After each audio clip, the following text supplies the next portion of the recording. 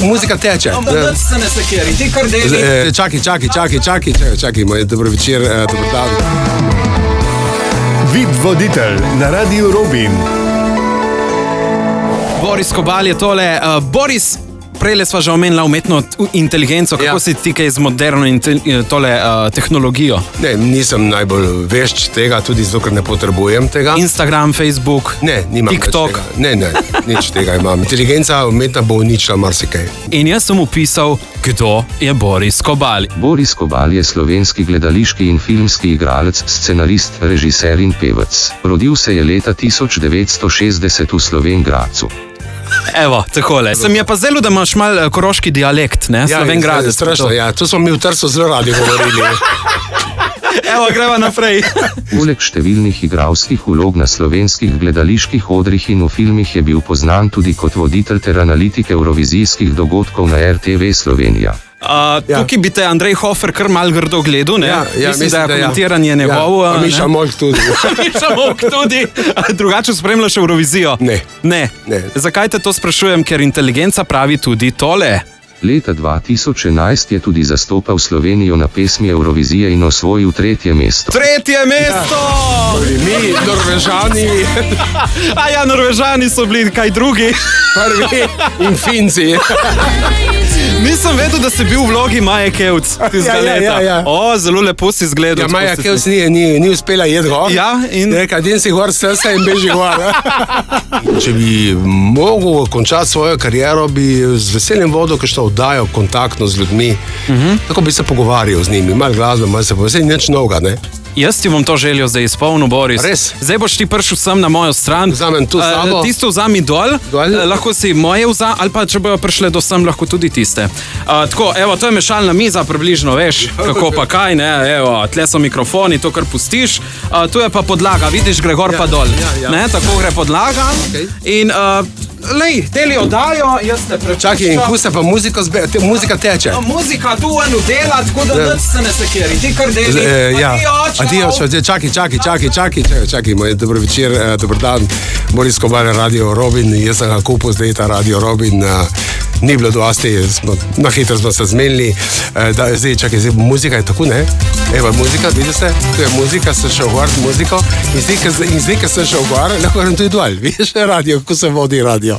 Gor in dol. Zdaj, kličite na Radio Robin, tudi če ne bom odgovoril, povejte, kaj vas smatra. Super, Boris! Odlično. V redi, hvala lepa. Lahko, dio. Čakajte, radio, tu je zdaj gor, vidite, tu je šlo gor. Par taktov, Ana. 2, 3, konc, zdaj prišel, te pauza, zdaj ni več muzike, ma verjetno bo prišla naslednja muzika.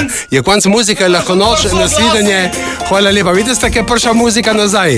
Neki latino je to, latino. Kaj je res? Posluši, Olga, poklič me, če imam cajt. Danes okoli 7:30, te čaka tle v industrijski coni. Se znaš, ne? Ja, tle zraven Boša, tle, kaj imajo svedre. Da vam pokaže, kakšne svedre ima jesti. Zdaj sledijo najtežja vprašanja na svetu. Okay. Mi imamo radovedno malo poslušalko Leo, 8 let je stara in rada zasliši naše goste. Pa dejmo slišati, kaj te sprašuje. Kdaj rata človek star? Kdaj rata človek star? Pri mojih letih. Ampak nekako od 33. leta, 34. leta dalje sem videl, da čas drugače laufa. Jaz sem že blizak. Ti si že gotov. Jaz sem gotov. Mi poveste en vic?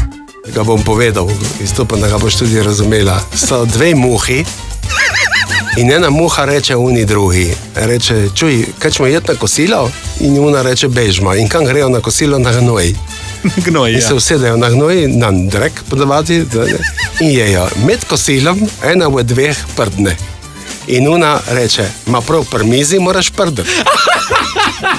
Ampak jaz sem se zato odločil, ne, da to afero, ki je načeloma že pozabljena, zbrišemo in preoblikujemo. Okay. Poklical sem na Društvo slovenskih književnih prevajalcev, če bi ti oni lahko podelili eno nagrado. Poznaš Sovretovo nagrado? Ja, veš kaj to, ne? Vem. Za najboljše prevode. Ja. Ne. In Kristina, če jaz pošljem to opredelitev, da bi podelili tudi Kobalu za tale prevod komedije Profesionalci Espe, če tudi ni knjiga, bi šlo to čez? Ne. Mislim, če bi šla kot knjiga, ja, ampak drugače pa ne. In mi bomo zdaj poskrbeli, da gre to v pozabo. Če tudi tvoj prevod ni primeren za Sovretovo nagrado, sem se odločil, da ti jaz naprintam eno podobno nagrado. Kaj mi zdaj to on dela? Sandretovo nagrado ti podarjam. To je moja osebna nagrada za odlične prevode, tudi igralske. Sicer barve mi je hmal zmanjkalo na printerju, ale je originalna, tako da izvoli. Odličen spomin, če ne drugo, na tole druženje. Torej, najbolj vredna zadeva je okvir. VIP voditelj vsako sredo popoldan na Radiu Robin.